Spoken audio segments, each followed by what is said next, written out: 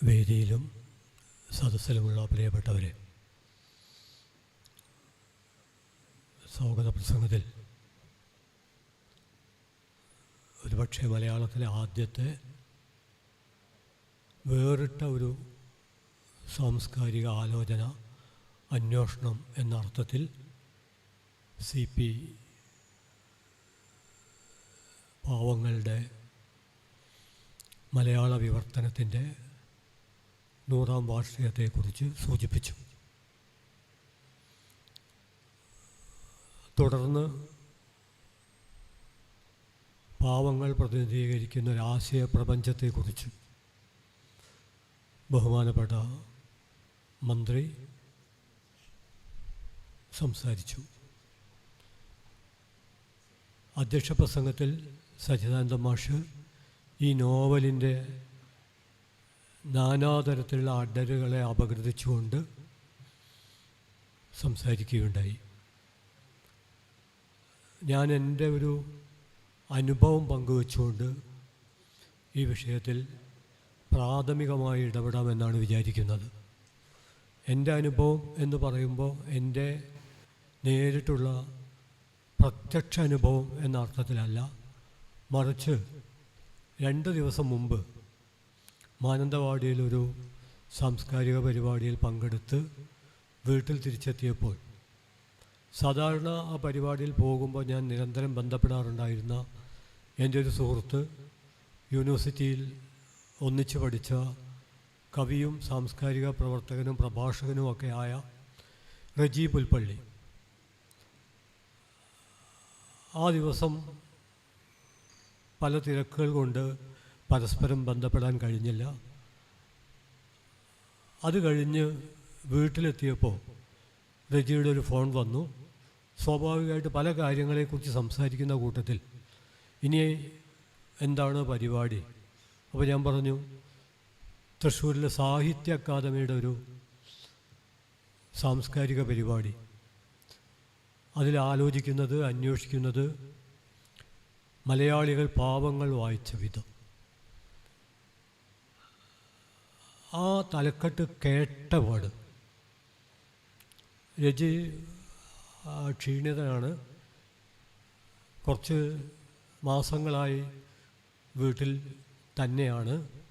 പക്ഷേ ഈ തലക്കെട്ട് കേട്ടപ്പോൾ അദ്ദേഹം ഒന്ന് തളിർത്തു.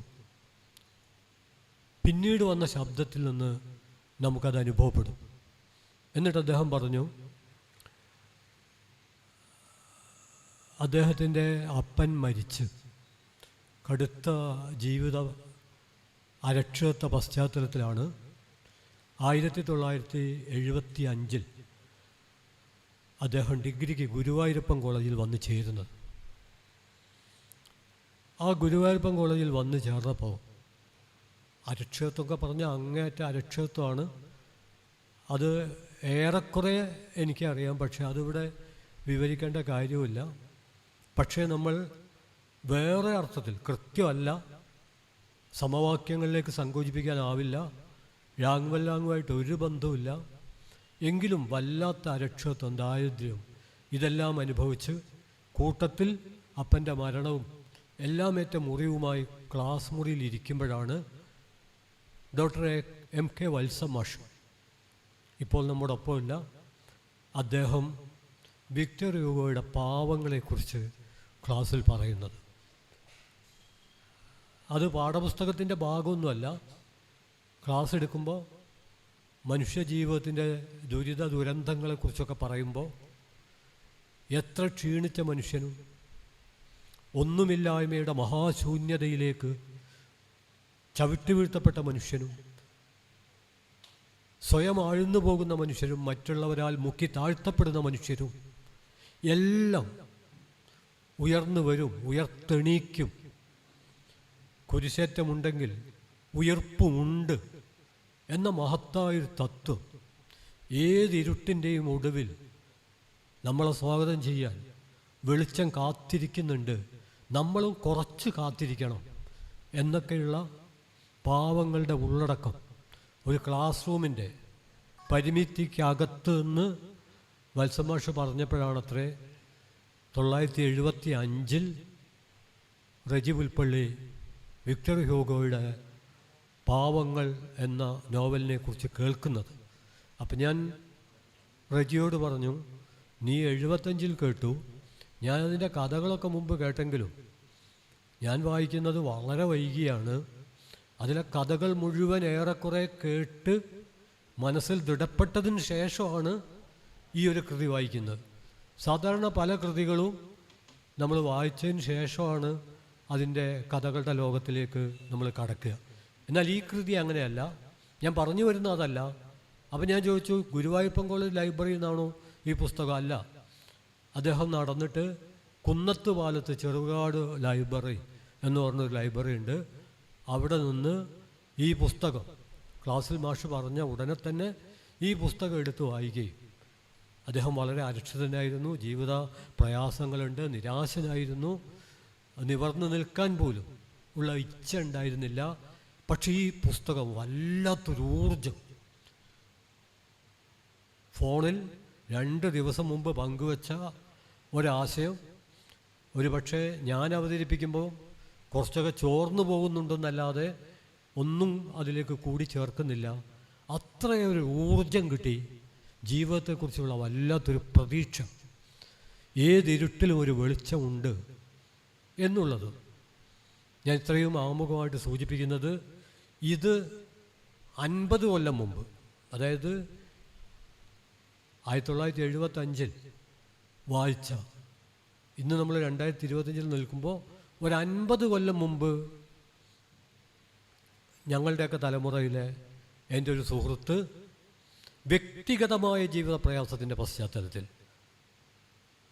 ഏത് വ്യക്തിഗത പ്രയാസങ്ങളുടെയും ലോകം സാമൂഹ്യ ജീവിതവുമായി ബന്ധപ്പെട്ടിരിക്കും.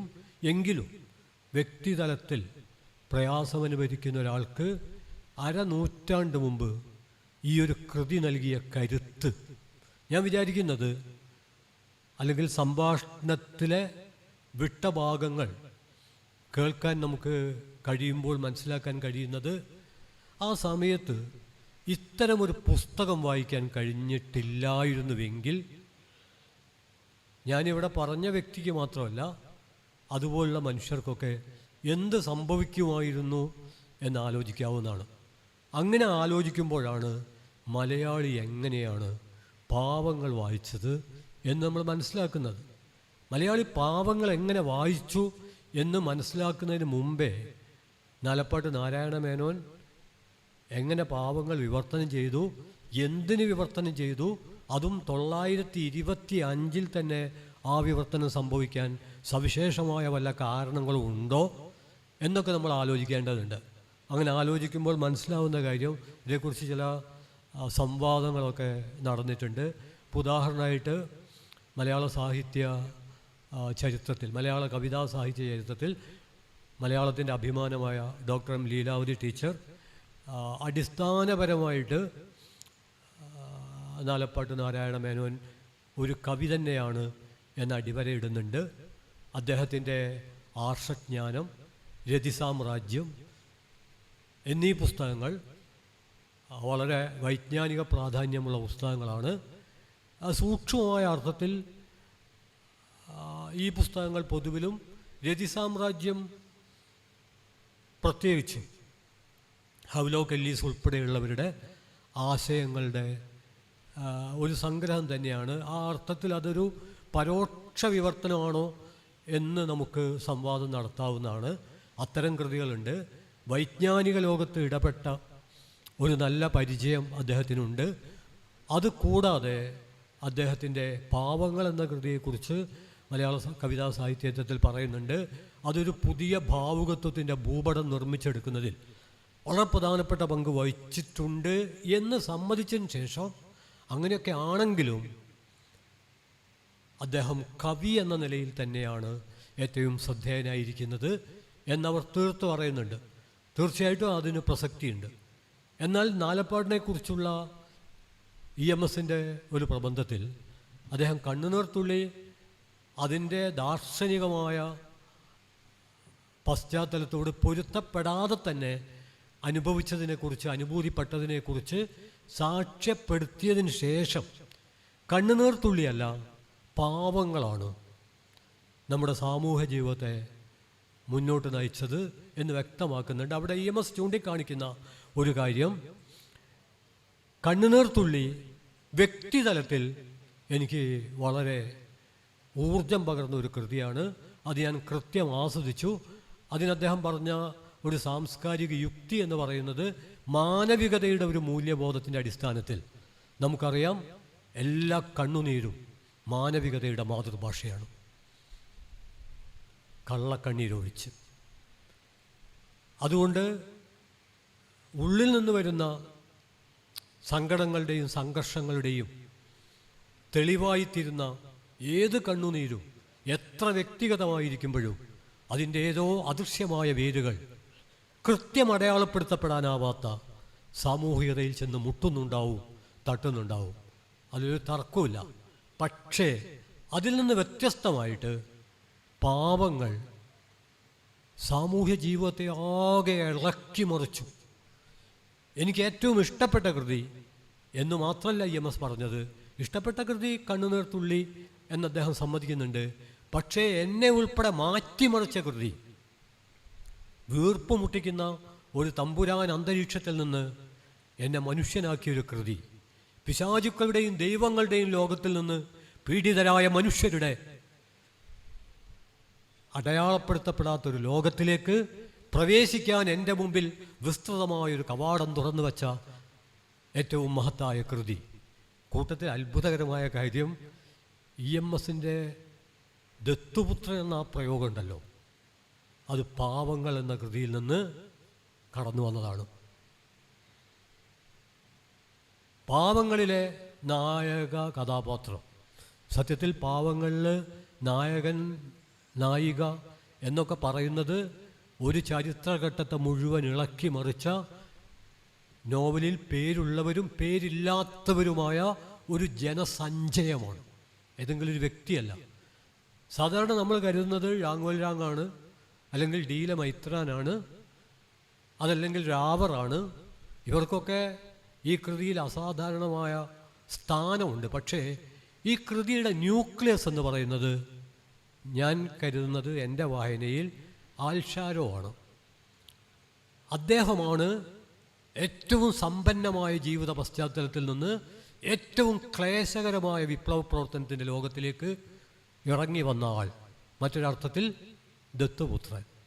ആ ABC സംഘം ഇതിലേറ്റവും വലിയൊരു സൗഹൃദ സംഘമാണ്. തീക്ഷണമായ സമരങ്ങളിൽ നിന്നാണ്, വിപ്ലവ പ്രവർത്തനങ്ങളിൽ നിന്നാണ്, നിലനിൽക്കുന്ന അവസ്ഥ മാറ്റി തീർക്കാനുള്ള നിരന്തരമായ ജീവിത സമർപ്പണത്തിൽ നിന്നാണ് അഗാധമായ സൗഹൃദങ്ങൾ ഉണ്ടാവുന്നത്. തൊലിപ്പുറമേ ഉരസിപ്പോകുന്ന ഇക്കിളികളിൽ നിന്നല്ല.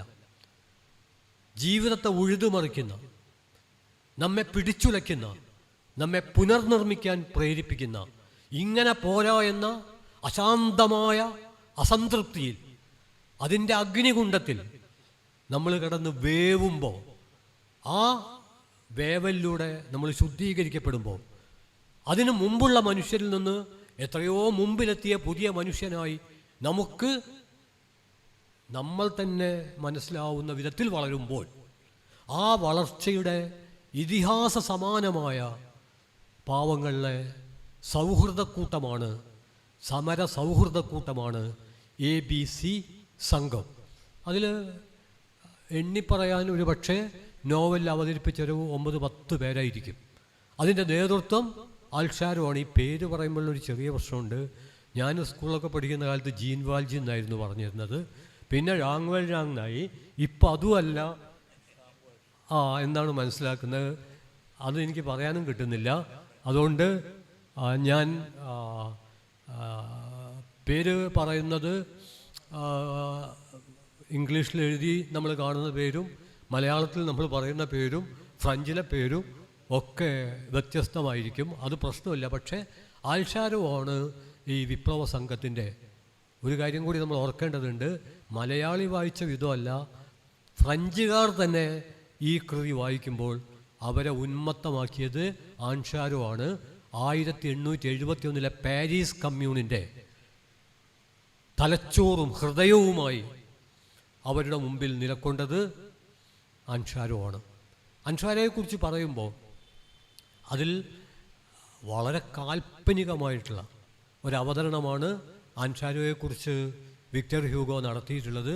അതിൻ്റെ വിശദാംശങ്ങളിലേക്ക് ഞാൻ കടക്കുന്നു. ഞാൻ പറയാൻ ശ്രമിച്ചത് EMS തന്നെ സ്വയം ദത്തുപുത്ര എന്ന് വിളിച്ചപ്പോൾ ഞാൻ വിചാരിക്കുന്നത് നാലപ്പാട്ട് നാരായണ മേനോൻ്റെ പാവങ്ങളിലെ അൻസാരോവിനെ ആഴത്തിൽ അറിഞ്ഞപ്പോഴാണ് ഈ ഒരു പ്രയോഗം ആ വായനയുടെ ഒരു ലോകത്തിൽ നിന്ന് പൊങ്ങി വന്നിട്ടുണ്ടാവുക എന്നാണ് ഞാൻ വിചാരിക്കുന്നത്. കാരണം ഈ ABC സംഘത്തിലെ ഏറ്റവും സമ്പന്നനും ഏറ്റവും അരോഗദൃഢഗാത്രനും ഏറ്റവും ധീരനും പൂർണ്ണമായ അർത്ഥത്തിൽ ആദർശങ്ങൾ മാത്രം പരിഗണിക്കുന്നവനും, ഹ്യൂഗോയുടെ നോവലിലെ ഒരു വാക്ക് കടമെടുത്താൽ പെണ്ണെന്ന് കേട്ടാൽ ആ ഭാഗത്തേക്ക് തിരിഞ്ഞു നോക്കാത്ത, നീതി എന്നു മാത്രം അൻസാരോവിനെ വിശേഷിപ്പിക്കാൻ ജനാധിപത്യത്തിൻ്റെ പടയാളി, മഹത്വത്താൽ നരകിക്കുന്നവൻ. ഒരുപക്ഷെ എനിക്ക് പാവങ്ങളിൽ ഏറ്റവും ഇഷ്ടമായ നിരവധി പ്രയോഗങ്ങളിലൊന്ന് മഹത്വത്താൽ നരകിക്കുന്നവൻ. സാധാരണ മഹത്വം ഒരലങ്കാരമായിട്ട്, ചിലരെ സംബന്ധിച്ചിടത്തോളം പൊങ്ങച്ചമായിട്ട്, ചിലരെ സംബന്ധിച്ചിടത്തോളം ഒരുവിധ വിമർശനത്തെയും അടുപ്പിക്കാതിരിക്കാനുള്ള പരിചയമായിട്ട് ഒക്കെ പ്രവർത്തിക്കുന്ന ഒന്നാണ് മഹത്വം. എന്നാൽ അൻസാരോവിനെ സംബന്ധിച്ചിടത്തോളം മഹത്വത്താൽ നരകിക്കുന്നവൻ, ജനാധിപത്യത്തിൻ്റെ പടയാളി, ഒന്നിൻ്റെ മുമ്പിലും മെരുങ്ങാത്ത അന്തോനിയോസ്, ഗ്രീക്ക് പുരാണത്തിലൊരു കഥാപാത്രം, ധിക്കാരിയായ സാഹസികനായൊരു കഥാപാത്രം. ഈ അർത്ഥത്തിൽ തീർത്തും ആദർശത്തിൻ്റെ ഒരു മോൾഡിലാണ് അൻസാരോ ഈ ABC സംഘത്തിൻ്റെ നേതൃത്വം. പക്ഷെ അത്ഭുതകരമായൊരു കാര്യമുണ്ട്. നമ്മൾ ഇന്ന് പറയുന്ന ബഹുസ്വരത, സംവാദം, പല കാര്യങ്ങളിലും വ്യത്യസ്തരായിരിക്കുക, എന്നാലും അടിസ്ഥാനപരമായി ഒന്നിച്ച് നിൽക്കാൻ കഴിയുക, ഈ മാതൃക നമ്മൾ സത്യത്തിൽ കാണുന്നത് ABC സംഘത്തിലാണ്. കാരണം അതിൽ കോഫ്ബർ എന്നൊരാളുണ്ട്. അദ്ദേഹം മഹത്തായ ലക്ഷ്യസാക്ഷാത്കാരത്തിന് വേണ്ടി നടത്തുന്ന ആക്രമണത്തെ പോലും അപലപിക്കുന്ന ആളാണ്. അക്കാര്യം അൻസാരോവിനോട് നേർക്കുനേരെ പറയുന്ന ആളാണ്. അൻസാരോ വധശിക്ഷ നടപ്പിലാക്കുന്നതിനെ കാണുന്നത്, ഇതിൽ ചരിത്രത്തിലെ വലിയൊരു ഐറണിയുണ്ട്. അൻസാരോ വധശിക്ഷ നടപ്പിലാക്കുന്നതിനെ കാണുന്നത് ജീവിതത്തിൻ്റെ മഹത്തായൊരു മൂല്യത്തിന് വേണ്ടി, അത് മുന്നോട്ട് പോകാൻ വേണ്ടി ഒരു വധശിക്ഷ നടത്തേണ്ടി വന്നാൽ അത് നടത്തുക തന്നെ വേണം എന്ന പക്ഷക്കാരനാണ്. ഒരു പക്ഷേ എല്ലാ വിപ്ലവങ്ങളുടെയും ഒരു തത്വം എന്ന അർത്ഥത്തിൽ മനുഷ്യരാശിയുടെ ഒരു മോചനത്തിൻ്റെ മുമ്പിൽ തടസ്സമായി നിൽക്കുന്നവരെ തട്ടി മാറ്റിക്കൊണ്ട് മാത്രമേ ഒരു സമൂഹത്തിന് മുന്നോട്ട് പോകാൻ കഴിയൂ എന്ന കാഴ്ചപ്പാട്. ചെഗുവേര പറയുന്നുണ്ടല്ലോ, എൻ്റെ മുമ്പിൽ മരുന്നിൻ്റെ പെട്ടിയും വെടിക്കോപ്പുകളുടെ ഒരു പെട്ടിയുമുണ്ട്, രണ്ടും കൂടി ഒന്നിച്ചെടുക്കാൻ കഴിയില്ല, ഏതെങ്കിലും ഒന്നേ എടുക്കാൻ പറ്റുമെന്ന് വന്നാൽ ഞാൻ വെടിക്കോപ്പുകളുടെ പെട്ടിയെടുക്കും. കാരണം രോഗികളായ മനുഷ്യർക്ക് ചികിത്സ നടത്തി ജീവിക്കാൻ കഴിയുന്ന ഒരു അന്തരീക്ഷം ഉണ്ടാകണമെങ്കിൽ രോഗത്തെ മാത്രമല്ല ജീവിതത്തെ തന്നെ വെട്ടിവീഴ്ത്തുന്ന എല്ലാ ഹിംസാത്മക ശക്തികളോടും എതിരേണ്ടതുണ്ട്. അതുകൊണ്ട് ആ വെടിക്കോപ്പിൻ്റെ പെട്ടി കാരുണ്യത്തിൻ്റെ, സ്നേഹത്തിൻ്റെ ഭാഗമാണ്. ഞാൻ സൂചിപ്പിക്കുന്നത്, സച്ചിദാനന്ദ മാഷ് പറഞ്ഞു, ഈ നോവലിനെ കുറിച്ച് വായിക്കുമ്പോൾ എല്ലാവർക്കും പറയാൻ കഴിയുന്ന ഏറ്റവും പ്രധാനപ്പെട്ട കാര്യം ഇത് നീതിയാണ്, ഇത് കരുണയാണ്, ഇത് മനുഷ്യപ്പറ്റാണ്. ഒറ്റവാചകത്തിൽ പാവങ്ങളെക്കുറിച്ച് മനുഷ്യപ്പറ്റിൻ്റെ മാനിഫെസ്റ്റോ എന്ന് നമുക്ക് പറയാം. പക്ഷെ അതോടൊപ്പം തന്നെ ഈ കൃതി രൂപപ്പെട്ടത് 1862 എന്ന് നമ്മൾ മറക്കരുത്. 1862 സകലമാന പരിമിതികളും ഇന്ന് പാവങ്ങൾ വായിക്കുമ്പോൾ കണ്ടെടുക്കാൻ പറ്റും. പ്രത്യക്ഷത്തിലുള്ള ബോഡി ഷെയിം, മനുഷ്യൻ്റെ ശരീരത്തെ പരിഹസിക്കുന്ന രീതിയൊന്നും അല്ലെങ്കിലും ഒരാളുടെ മുഖം, ഒരാളുടെ ആകൃതി, ഇതൊക്കെ വെച്ചിട്ട് സ്വഭാവത്തെക്കുറിച്ചുള്ള, നമുക്ക് വേണമെങ്കിൽ ആ കാലത്ത് നിലനിന്ന അവികസിതമായൊരു പ്രവണത പാവങ്ങളിൽ കടന്നു വന്നതാണ് എന്ന് കരുതാവുന്നതാണ്. അതെന്തായിരുന്നാലും ഞാൻ സൂചിപ്പിക്കാൻ ശ്രമിക്കുന്നത്, 1862 എന്നുള്ളത് നിർണായകമാണ്. പക്ഷേ 62 കൃതിയല്ല, മാഷിവിടെ സൂചിപ്പിച്ചു 1832 വിപ്ലവം, 1848 വിപ്ലവം, ആധുനിക ദേശരാഷ്ട്രങ്ങളുടെ വസന്തകാലം എന്ന് വിളിക്കപ്പെട്ട ഒരുപക്ഷെ കമ്മ്യൂണിസ്റ്റ് മാനിഫെസ്റ്റോയിലെ വളരെ പ്രതീക്ഷാനിർഭരമായ ആ വാക്യ ഘടനയ്ക്ക് പോലും നിമിത്തമായ വിപ്ലവ വിജയങ്ങളുടെ വേലിയേറ്റങ്ങളുടെ ഒരു കാലം. അതാണ് 1848. 1848 പകരം കമ്മ്യൂണിസ്റ്റ് മാനിഫെസ്റ്റോ എഴുതപ്പെട്ടത് പാരീസ് കമ്മ്യൂണിൻ്റെ പരാജയകാലത്താണെന്ന് വിചാരിക്കുക.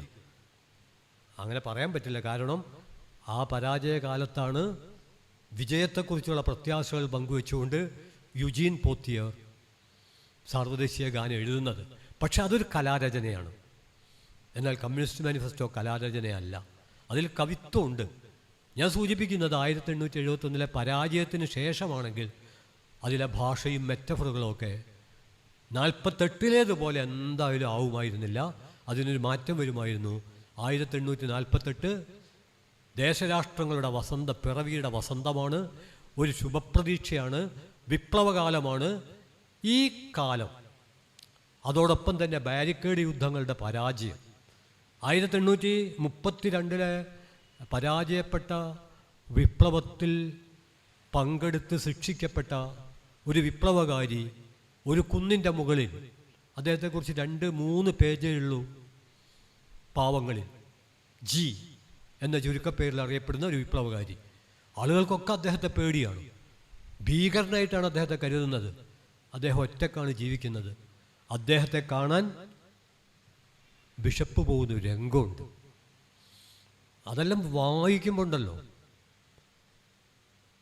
നമ്മുടെ ശരീരത്തിലും മനസ്സിലും മസ്തിഷ്കത്തിലും ബന്ധങ്ങളിലൊക്കെ കയറിക്കൂടിയ അധികാരത്തിൻ്റെ അശ്ലീലതയുണ്ടല്ലോ, അതൊക്കെ അട്ടിമറിയും.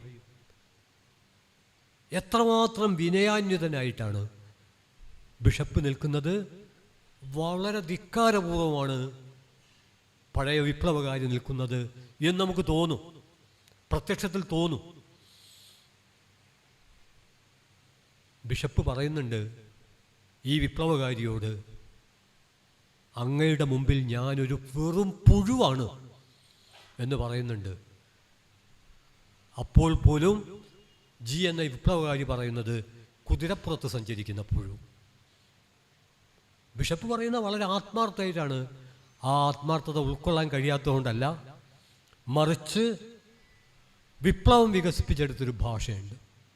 ആ ഭാഷയുടെ ശരിതെറ്റുകളെക്കുറിച്ചല്ല ഞാൻ സൂചിപ്പിക്കുന്നത്. ഒരുപക്ഷെ ആൽബേർ കമ്യൂവിൻ്റെ ദ ജസ്റ്റ് എന്ന നാടകം, ആ നാടകമാണ് സത്യത്തിൽ ഈ ഒരു വല്ലാത്ത സംഘർഷം. അതായത് തീവണ്ടിയിൽ വരുന്ന ആർച്ച് ഡ്യൂക്കിനെ കൊല്ലാൻ ഏൽപ്പിക്കപ്പെട്ട ഒരു വിപ്ലവകാരി, ആർച്ച് ഡ്യൂക്കിനെ ഇരുവശത്തും 2 കുട്ടികൾ ഇരിക്കുന്നു. അപ്പോൾ അയാൾക്ക് കൊല്ലാൻ പറ്റിയില്ല. അയാൾ പറഞ്ഞു, നമ്മൾ ആർച്ച് ഡ്യൂക്കിനെ കൊല്ലാനാണ് തീരുമാനിച്ചത്, കുട്ടികളെ കൊല്ലാൻ തീരുമാനിച്ചിട്ടില്ല. അത് വിപ്ലവത്തിനെതിരാണ്. അതിൻ്റെ പേരിൽ അയാൾ പഴി കേൾക്കുകയും ആക്ഷേപിക്കപ്പെടുകയും ചെയ്യുന്നുണ്ട്. അതിൽ ആ കഥാപാത്രത്തിൻ്റെ പേര് ഞാൻ ഓർക്കുന്നില്ല. ആ കഥാപാത്രം പറയുന്നുണ്ട്, നീ പ്രഭുക്കന്മാരുടെ ഈ 2 കോംപ്ലാൻ കുട്ടികളെക്കുറിച്ചാണ് ഓർത്തത്. 10,000 കുട്ടികൾ പാവങ്ങളിൽ പറയുന്നത് പോലെ ഒരു നേരത്തെ ഭക്ഷണം കിട്ടാതെ, ഉടുപ്പ് കിട്ടാതെ, ശരീരം ചൂടാക്കാനുള്ള അടുപ്പില്ലാതെ കഷ്ടപ്പെടുന്നുണ്ട്. ആ 10,000 കുട്ടികളെ, ഉപേക്ഷിക്കപ്പെട്ട കുട്ടികളെ നീ ഓർത്തില്ല, നീ വിപ്ലവത്തെ വഞ്ചിക്കുകയാണ് ചെയ്തത് എന്ന് പറയുന്നുണ്ട്. അയാളൊരു കവിയാണ്. എന്നിട്ട് അദ്ദേഹം പറയുന്നുണ്ട്, ബോംബ് കൊണ്ട് മാത്രമല്ല കവിത കൊണ്ടും കൂടിയാണ് വിപ്ലവം ഉണ്ടാവുന്നതെന്ന് പറയുന്നുണ്ട്. ഞാൻ സൂചിപ്പിക്കുന്നത് പാവങ്ങളിൽ ഈ ആശയങ്ങളുടെ, അതായത് വ്യത്യസ്തമായ ആശയങ്ങളുടെ, അവിടെയാണ് അൻഷാരോ എന്ന് പറയുന്നത്. ഈ കോംബർ ഞാൻ നേരത്തെ ചൂണ്ടിക്കാണിച്ചു, വിപ്ലവം വധശിക്ഷ വിധിക്കാൻ പാടില്ല എന്ന അയാളുടെ കാര്യം. ഭാവിക്ക് വേണ്ടി പോലും വധശിക്ഷ വിധിക്കാൻ പാടില്ല. 1862 ഒരു കൃതിയിലാണെന്ന് ഓർക്കണം. വധശിക്ഷക്കെതിരെ അൻഷാരോവിനോട് അയാൾ വാദിക്കുന്നുണ്ട്. അൻഷാരോ പക്ഷേ ആ വാദം അംഗീകരിക്കുന്നില്ല, വിധി നടപ്പിലാക്കുന്നുണ്ട്, വധശിക്ഷ നടപ്പിലാക്കുന്നുണ്ട്. പക്ഷെ അപ്പോഴും ഈ അവതരിപ്പിക്കപ്പെട്ട ആശയം വളരെ പ്രധാനപ്പെട്ടതാണ് എന്ന് അദ്ദേഹം കരുതുന്നുണ്ട്. ഞാൻ പറഞ്ഞു വരുന്നത് മലയാളി എങ്ങനെ വായിച്ചു എന്ന് ആലോചിക്കുമ്പോൾ അതിലേക്കാണ് ഞാൻ വരുന്നത്. രണ്ട് പ്രശ്നമുണ്ട്. ഒന്ന്, കേരളത്തിൽ അല്ലെങ്കിൽ മലയാളി ജീവിതത്തിൽ 925 ആകുമ്പോഴേക്കും സംഭവിച്ച വലിയ മാറ്റങ്ങളുണ്ട്.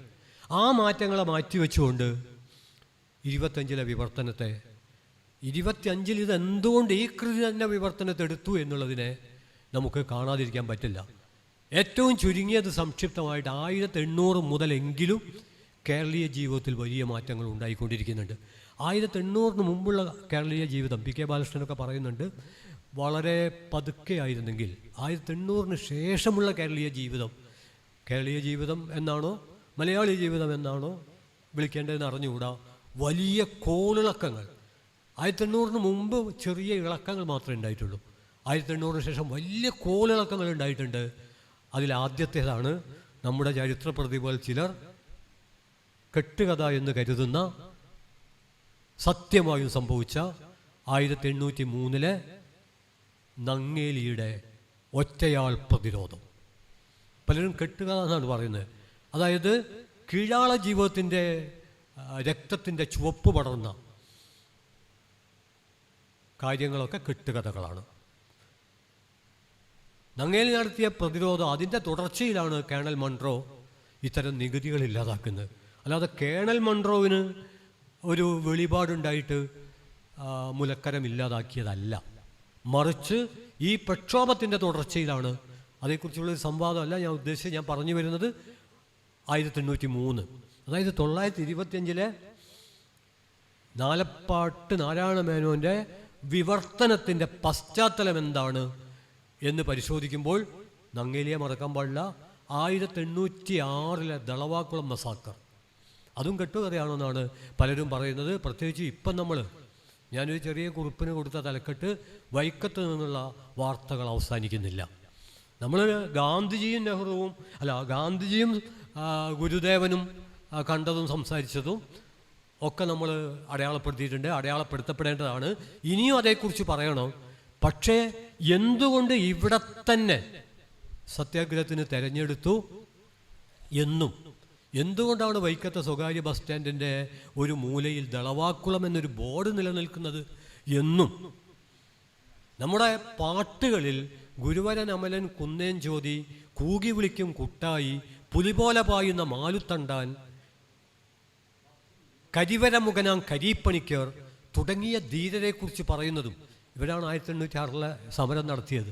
ഈ ഓരോന്നും അവർക്കുള്ള അവാർഡാണ്. കൂകി വിളിക്കും കുട്ടായി എന്ന് പറഞ്ഞാൽ ഏത് വിപ്ലവ സമരത്തിനും അതിൻ്റേതായുള്ളൊരു ശബ്ദ ആവശ്യമുണ്ട്. അതുപോലെ തന്നെ അതിനൊരു ബ്രെയിൻ ആവശ്യമുണ്ട്. ഗുരുവരൻ അമലൻ, പുലി പോലെ പായുന്ന മാലുത്തണ്ടാൻ, അതൊക്കെ ആവശ്യമുണ്ട്. അതൊക്കെ ബിരുദങ്ങളാണ്. ഞാൻ പറഞ്ഞു വരുന്നത് 1806. പിന്നെ 1829 മുതൽ 50-കൾ വരെ നീണ്ടു നിന്ന കുപ്പായിടാൻ വേണ്ടി മനുഷ്യന്മാർ കുപ്പായമിടാൻ നടത്തിയ ഒരു സമരം, ചാനാർ സമരം. അത് കഴിഞ്ഞിട്ടാണ് 1852-ലൊക്കെ ഫസൽ പൂക്കോയ തങ്ങളുടെയൊക്കെ ഫത്വകൾ വരുന്നത്, കർഷക സമരങ്ങൾ. അതിൻ്റെയൊക്കെ തുടർച്ചയിൽ വന്ന വലിയ മാറ്റങ്ങൾ, അതിൻ്റെ ഭാഗമായിട്ടാണ് 1888-ലെ ശ്രീനാരായണ ഗുരുവിൻ്റെ, നേരത്തെ ഇവിടെ മാഷ് സൂചിപ്പിക്കുകയുണ്ടായി, ശ്രീനാരായണ ഗുരുവിൻ്റെ ഒക്കെ ആശയങ്ങൾ. ഇപ്പോൾ സത്യത്തിൽ പാവങ്ങളുടെ പല ആശയങ്ങളും കേരള നവോത്ഥാനം അതിനു മുമ്പ്, പാവങ്ങളുടെ പല ആശയങ്ങളും 1925-ലെ പാവങ്ങളുടെ മലയാള വിവർത്തനം വരുന്നതിന് മുമ്പ് മലയാളത്തിൽ നിലനിന്നു പോകുന്നതാണ് എന്നാണ് ഞാൻ പറയുന്നത്. അതുകൊണ്ട് നാലപ്പാട് നാരായണ മേനോനെ സൃഷ്ടിക്കുന്നതിൽ, ഈ വിവർത്തനത്തെ സൃഷ്ടിക്കുന്നതിൽ കേരളത്തിലെ നവോത്ഥാന പ്രക്ഷോഭങ്ങൾ, കർഷക പ്രക്ഷോഭങ്ങൾ, ഐക്യ കേരളത്തെക്കുറിച്ചുള്ള അന്വേഷണങ്ങൾ, ഇതെല്ലാം 1836-ലെ സമത്വ സമാജം ഉൾപ്പെടെ എല്ലാം ഉൽപ്പാദിപ്പിച്ച ആശയങ്ങൾ നാലപ്പാട്ട് നാരായണ മേനോനെയും, നാലപ്പാട്ട് നാരായണ മേനോൻ്റെ പാവങ്ങളുടെ വിവർത്തനം ഈ നവോത്ഥാനത്തെയും മലയാളി വായനയെയും മലയാളി ജീവിതത്തെയും അങ്ങനെ പരസ്പര ബന്ധത്തിൻ്റെ, കൊടുക്കൽ വാങ്ങലുകളുടെ, ഒരാകത്തുകയിൽ വെച്ച് മലയാളത്തിൽ സംഭവിച്ച വിവർത്തനത്തിലൊരു മഹാത്ഭുതമെന്ന് പാവങ്ങളുടെ വിവർത്തനത്തെ വിളിക്കാവുന്നതാണ്. അദ്ദേഹം എഡ്വിൻ ആർണോൾഡിൻ്റെ ലൈറ്റ് ഓഫ് ഏഷ്യ, ഏഷ്യയുടെ വെളിച്ചം, പൗരസ്ത്യ വെളിച്ചം എന്ന പേരിൽ വിവർത്തനം ചെയ്തിട്ടുണ്ട്. നേരത്തെ ഞാൻ സൂചിപ്പിച്ച 2 കൃതികളും പൂർണ്ണമായിട്ടല്ലെങ്കിലും ഏകദേശം ആശയാനുവാദ കൃതികളാണ്. എന്നാൽ അതിൽ നിന്നൊക്കെ വ്യത്യസ്തമായിട്ട് പാവങ്ങൾ ആ കൃതി ആ കാലത്ത് നവോത്ഥാനം കീഴ്മേൽ മറിച്ച, കർഷക സമരങ്ങൾ കീഴ്മേൽ മറിച്ച, മേൽവിലാസമില്ലാത്ത മനുഷ്യർ ചരിത്രം സൃഷ്ടിക്കാൻ മുഷ്ടിയുരുട്ടുന്ന ഒരു കാലം കാത്തിരുന്ന കൃതിയാണ്. അതുകൊണ്ട് തന്നെ വലിയ ആർത്തിയോടുകൂടിയാണ് ആ കാലത്തെ മനുഷ്യർ ആ കൃതി വായിച്ചത്. വായിക്കുക മാത്രമല്ല, അതിലെ കഥാപാത്രങ്ങളുടെ പേരുകൾ ഇതൊക്കെ നമ്മുടെ നിത്യജീവിതത്തിൻ്റെ ഭാഗമായി തീരുകയുണ്ടായി. അധ്യാപകർ ക്ലാസ് മുറികളിൽ, സാംസ്കാരിക പ്രവർത്തകർ പ്രഭാഷണങ്ങളിൽ ഒക്കെ നിരന്തരം ഇതേക്കുറിച്ച് പറഞ്ഞുകൊണ്ടിരുന്നു. കുമാരനാശാൻ്റെ കവിത 925 മുമ്പ് വന്നതാണ്. അതിൽ പറയുന്നുണ്ട്, പരിസര ശക്തി ഗുണത്താൽ മർത്യർ പരിശുദ്ധരാകും പാപിഷ്ടർ പോലും. 925 പാവങ്ങളുടെ വിവർത്തനത്തിന് മുമ്പ് ആശാൻ്റെ ദുരവസ്ഥയിലാണെന്ന് തോന്നുന്നുള്ള 2 വരിയാണ് ഞാൻ പറഞ്ഞത്. പരിസര ശക്തി ഗുണത്താൽ പരിശുദ്ധരാകും മർത്യർ പാപിഷ്ടർ പോലും. രാങ്വൽ രാങ് മറ്റാരാണ്? അതുകൊണ്ട് പുരോഗമന സാഹിത്യ പ്രസ്ഥാനം കേരളം എങ്ങനെ വായിച്ചു എന്ന് നോക്കുമ്പോൾ അതിലേറ്റവും പ്രധാനപ്പെട്ട ഒന്നാണ് പുരോഗമന സാഹിത്യ പ്രസ്ഥാനത്തിൻ്റെ പങ്ക്.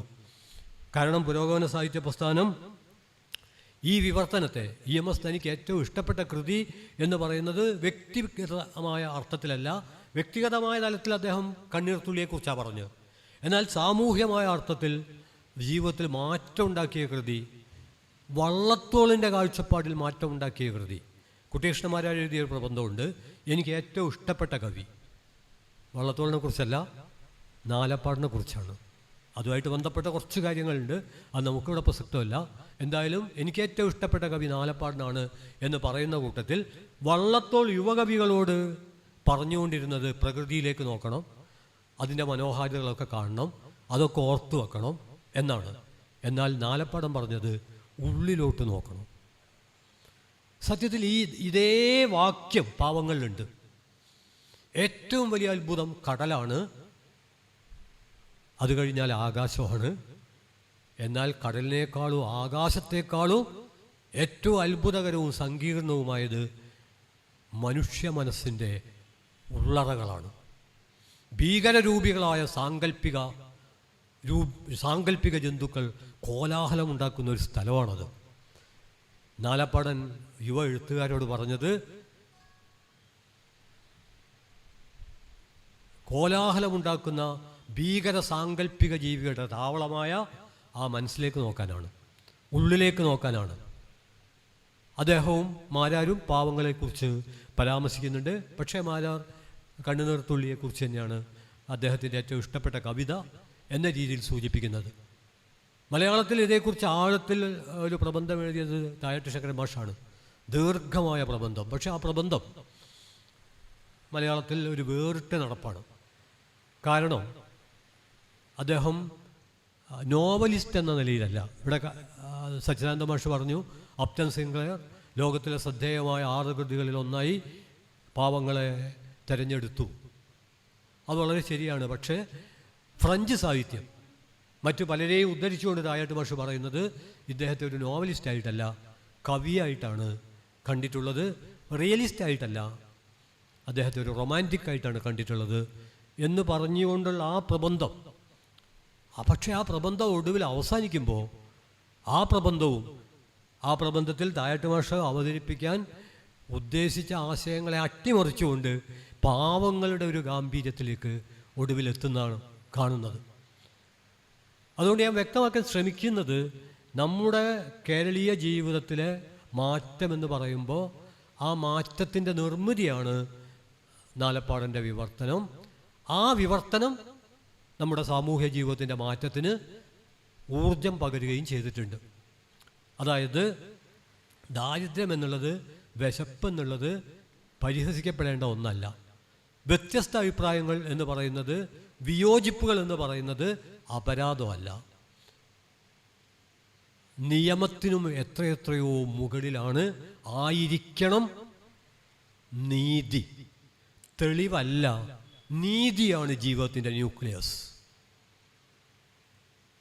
ഇങ്ങനെ തുടങ്ങി ഇന്ന് നമ്മൾ ആലോചിക്കുന്ന, ഒരുപക്ഷെ പിൽക്കാലത്ത് മാക്സിം ഗോർക്കിയുടെ അമ്മയിലെ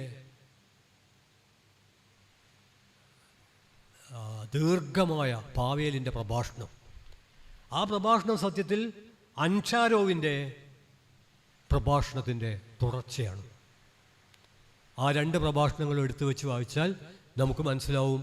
മാത്രമല്ല, മാക്സിം ഗോർക്കിയിൽ ഏറ്റവും ശ്രദ്ധേയമായി ഒരു കാലത്ത് ക്യാമ്പസുകളിലൊക്കെ എഴുതി വെച്ച ലോവർ ഡെപ്സ് എന്ന നാടകത്തിലെ സാറ്റിൻ്റെ വാക്കുകളുണ്ട്. അന്നും ഇന്നും ഒരുപക്ഷെ എന്നും നമുക്ക് പ്രിയപ്പെട്ട വാക്കുകൾ, അന്യൻ്റെ വാക്കുകൾ പോലും സംഗീതം പോലെ ആസ്വദിക്കുന്ന ഒരു കാലം. സത്യത്തിൽ പാവങ്ങളിൽ ഈ ആശയം പല സ്ഥലത്ത് പല പ്രകാരങ്ങളിൽ അവതരിപ്പിക്കുന്നുണ്ട്. അങ്ങനെ നോക്കുമ്പോൾ പാവങ്ങൾ 925 കുറിച്ചുകൂടി നമ്മൾ ആലോചിക്കണം. 925 എന്ന് പറയുമ്പോൾ കേരളത്തിലും വലിയ സമരങ്ങൾ നടന്നിട്ടുണ്ട്. കേരളത്തിൽ നമുക്കറിയാം 921 കർഷകരുടെ വിപ്ലവം വളരെ പ്രധാനപ്പെട്ടതാണ്. ശ്രീനാരായണ ഗുരു മുതൽ നടന്ന നവോത്ഥാന സംഭവങ്ങൾ, നിരവധി വിദ്യാഭ്യാസ പ്രവർത്തനങ്ങൾ, ഇതിൻ്റെ ഒക്കെ ഒരു തുടർച്ചയിൽ 925 ഈ കൃതി വരുമ്പോൾ, ഈ കൃതി കേരളീയ സമൂഹത്തിൽ പല വിധത്തിലുള്ള സംവാദങ്ങൾക്കും വഴിവെച്ചിട്ടുണ്ട്. അതിൻ്റെ ഭാഗമായിട്ട് സംഭവിച്ച ചില മാറ്റങ്ങളെ സംക്ഷിപ്തമായിട്ട് ചൂണ്ടിക്കാണിക്കാനാണ് ഇനിയുള്ള ഭാഗങ്ങളിൽ. ഇനിയുള്ള ഭാഗം എന്ന് പറയുമ്പോൾ അതിങ്ങനെ കുറേ ഭാഗമുണ്ട് എന്ന് തെറ്റിദ്ധരിക്കേണ്ട കാര്യമൊന്നുമില്ല. വളരെ സംക്ഷിപ്തമായി ഞാൻ സൂചിപ്പിക്കാൻ ശ്രമിക്കുന്ന ഒന്ന് ഇവിടെ പറഞ്ഞു. ലോകത്തിലേക്ക് കേസരിയെ ഒന്ന് പരാമർശിക്കാതെ വയ്യ. അതായത് ഇന്ത്യൻ സാഹിത്യം എന്ന് പറഞ്ഞാൽ സംസ്കൃത സാഹിത്യമാണ്, ലോക സാഹിത്യം എന്ന് പറഞ്ഞാൽ ഇംഗ്ലീഷ് സാഹിത്യമാണ്. ആദ്യത്തേത് ആഭ്യന്തര കൊളോണിയലിസത്തിൻ്റെ അശ്ലീല യുക്തിയാണ്. രണ്ടാമത്തേത് കൊളോണിയലിസത്തിൻ്റെ മേൽക്കോയ്മ യുക്തിയാണ്. ഈ രണ്ട് യുക്തിയും ഇന്ത്യയിൽ ഒരു ഐക്യമുന്നണിയായിട്ടാണ് പ്രവർത്തിച്ചത്. ആദ്യത്തെ യുക്തിയെ പൊളിച്ചത് ഭക്തിപ്രസ്ഥാനമാണ്. അത് പ്രാദേശിക ഭാഷകൾക്ക് ചിറക് നൽകി. രണ്ടാമത്തെ യുക്തിയെ പൊളിക്കുന്നതിൽ വിവർത്തനങ്ങൾ, പ്രത്യേകിച്ചും കേസരി പറയുന്നുണ്ട്. കേസരി രണ്ട് വിധത്തിലാണ് പറയുന്നത്. ഒന്ന്, ഈ കൃതികൾ നമ്മൾ ഇംഗ്ലീഷ് സാഹിത്യമാണ് ലോക സാഹിത്യം എന്ന് നമുക്ക് തോന്നാൻ കാരണം ഇംഗ്ലണ്ട് ഇവിടെ അടക്കി ഭരിച്ചതുകൊണ്ടാണ്. ഇംഗ്ലീഷാണ് ലോകഭാഷ എന്ന് നമ്മൾ തെറ്റിദ്ധരിക്കാൻ കാരണം ദീർഘകാലം അവർ ഭരിച്ചതുകൊണ്ടാണ്. വെളുപ്പ് നിറമാണ് മികച്ച നിറം എന്ന് ഈ 2025 പോലും നമ്മൾ കരുതാൻ കാരണം വെള്ളക്കാർ ഭരിച്ചതുകൊണ്ട് മാത്രമല്ല, വെള്ളക്കാർ ഭരിച്ചതുകൊണ്ടും അധിനിവേശത്തിൻ്റെ ഭാഗമായി അടിച്ചേൽപ്പിക്കപ്പെട്ടൊരു വർണ്ണത്തിനെതിരെ പ്രതിരോധിക്കാൻ, പോരാടാൻ കെൽപ്പില്ലാത്തവരായി നമ്മൾ മാറിപ്പോയതുകൊണ്ടും ഒക്കെയാണ്. അതുകൊണ്ട് ഇതിനൊക്കെ എതിരെയുള്ള വമ്പിച്ച പോരാട്ടമാണ്. അങ്ങനെയാണ് കേസരി ചൂണ്ടിക്കാണിച്ചത്. ഫ്രഞ്ചെന്നും ജർമ്മനും അറബിയെന്നും ഒക്കെയുള്ള കൃതികൾ നമ്മൾ വിവർത്തനം ചെയ്യണം. എന്നിട്ട് ലോക സാഹിത്യം എന്ന് പറഞ്ഞാൽ ഇംഗ്ലീഷ് മാത്രമല്ല, ഫ്രഞ്ചും ജർമ്മനും അറബിയും എല്ലാം കൂടിച്ചേർന്നതാണ് എന്ന് നമ്മൾ മനസ്സിലാക്കണം. അങ്ങനെ ലോകത്തെക്കുറിച്ചുള്ള ഒരു കൊളോണിയൽ മിത്ത് പൊളിക്കുന്നതിൽ നാലപ്പാട്ടിൻ്റെ ഈ നോവൽ വളരെ പ്രധാനപ്പെട്ട പങ്ക് വഹിച്ചു എന്നുള്ളതാണ് ഒന്നാമത്തെ കാര്യം. രണ്ടാമത്തേത്, നമുക്ക് ദേശീയതയെക്കുറിച്ചുള്ള നമ്മുടെ ഒരു കാഴ്ചപ്പാടുണ്ട്. സത്യത്തിൽ ദേശീയത എന്നാൽ എന്താണ്? ദേശീയത എന്നാൽ ചരിത്രപരമായി രൂപപ്പെട്ട ഒരു ചട്ടക്കൂടാണ്. നമുക്കെല്ലാവർക്കും അറിയാവുന്നതുപോലെ നിശ്ചിതമായൊരു ഭൂവിഭാഗം, ഒരു പൊതുഭാഷ, സാമ്പത്തിക ജീവിതം, സാംസ്കാരികത വെളിപ്പെടുത്തുന്ന ഒരു മാനസികാവസ്ഥ, ഇതെല്ലാം കൂടി ചേർന്ന് ചരിത്രപരമായി രൂപപ്പെട്ട ഒരു സ്ഥിര സമൂഹം. ഇതിനെയാണ് പൊതുവെ, ഇതിൽ ചിലത് കൂട്ടാൻ ചിലത് കുറയ്ക്കാം. പക്ഷെ അങ്ങനെയൊക്കെ കൂട്ടിയാലും കുറച്ചാലും അത് വളർത്തൽ ചുറ്റുപാടിൻ്റെയും രാഷ്ട്രീയ അധികാരത്തിൻ്റെയും ഒരു സംയുക്ത ചട്ടക്കൂടാണ്. അതിൻ്റെ അപ്പുറത്തുമൊന്നുമല്ല, അതിൻ്റെ ഇപ്പുറത്തുമൊന്നുമല്ല. അതിന് പ്രത്യേകിച്ചൊരു പവിത്രതയില്ല, എന്നാൽ അത് ഉപേക്ഷിക്കപ്പെടേണ്ട ഒന്നുമല്ല. അങ്ങനെ ഉപേക്ഷിക്കാനാവുകയുമില്ല. കാരണം ഒരു വ്യക്തിക്കും ഒരു സമൂഹത്തിനും വളർത്തൽ ചുറ്റുപാടിനെ വലിച്ചെറിയാൻ കഴിയില്ല, വലിച്ചെറിയേണ്ട കാര്യമില്ല. എന്നാൽ വളർത്തൽ ചുറ്റുപാട് വളരെ കുടുസായി തീരുമ്പോൾ, നമ്മളതിൻ്റെ അകത്ത് കുടുങ്ങിപ്പോകുമ്പോൾ, വീർപ്പ് മുട്ടുമ്പോൾ അതിന്ന് പുറത്ത് കടക്കണം. അതുകൊണ്ടാണ് ദേശീയത രൂപവും സാർവദേശീയത ഉള്ളടക്കവുമാണ്.